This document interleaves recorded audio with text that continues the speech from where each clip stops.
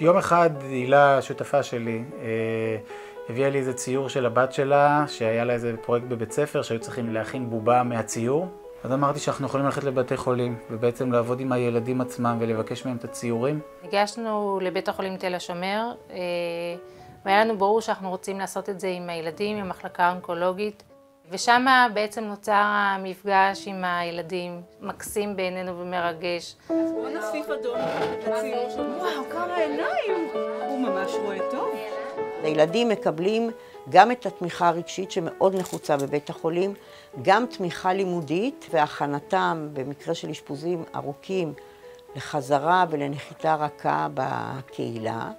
וגם בזמן שהם נמצאים פה בבית החולים, זה הפעילות בכיתות מאוד עוזרת להפיג את המתח ואת הכאב, וזה המקום הנעים והבטוח שהם מגיעים אליו.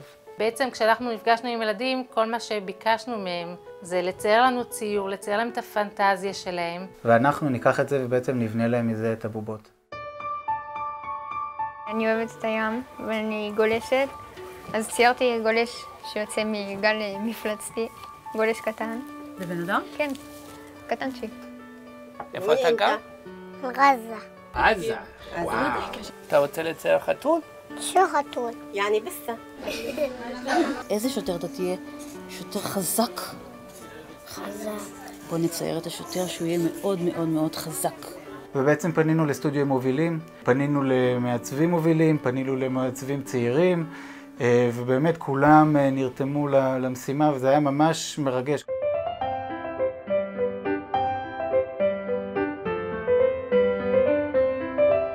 פתאום נתקלנו באיזשהו ציור נורא צבעוני ונורא צועק, עם המון אלמנטים. זה היה נראה מתאים ליכולות שלנו, להתמודד עם הדבר הכי מסובך שמצאנו, ויש פה משהו מעניין ומשהו מאתגר.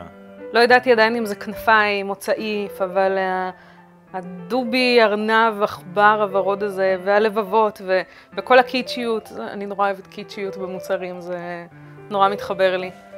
ישר דמיינתי אותו בתלת ממד. היו אתגרים, כי בסוף זה ציור שילד הכין, אז מבחינה תלת-ממדית נורא קשה להתחיל לפרש אותם. גימורים שונים, צבעים שונים. השיתוף פעולה עם סינרג'י וסטרטסיס הוא מדהים, כי בעצם היכולת של המדפסות שלהם להגשים חלומות ולעשות בובות צבעוניות, ובלי שצריך לבוא ולייצר, ובלי כל מיני מגבלות, זה מדהים, אין את הדברים האלה בשום מקום.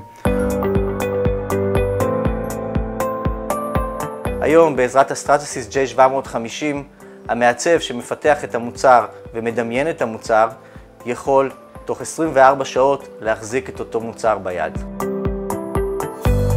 גאווה גדולה להיות חלק מהפרויקט הזה. זה ממחיש את ה-DNA של התוכנית Corporate Social Responsibility של Stratasys באמצעות הדפסה בתלת מימד בתחום של רפואה, חינוך ועיצוב.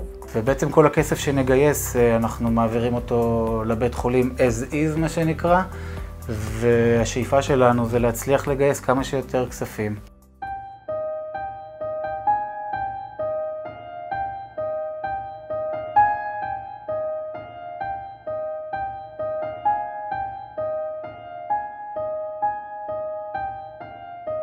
אתה רגיל לשגרה מסוימת, ופשוט יוצא ממנה, וכאילו אתה גם ממש משתנה.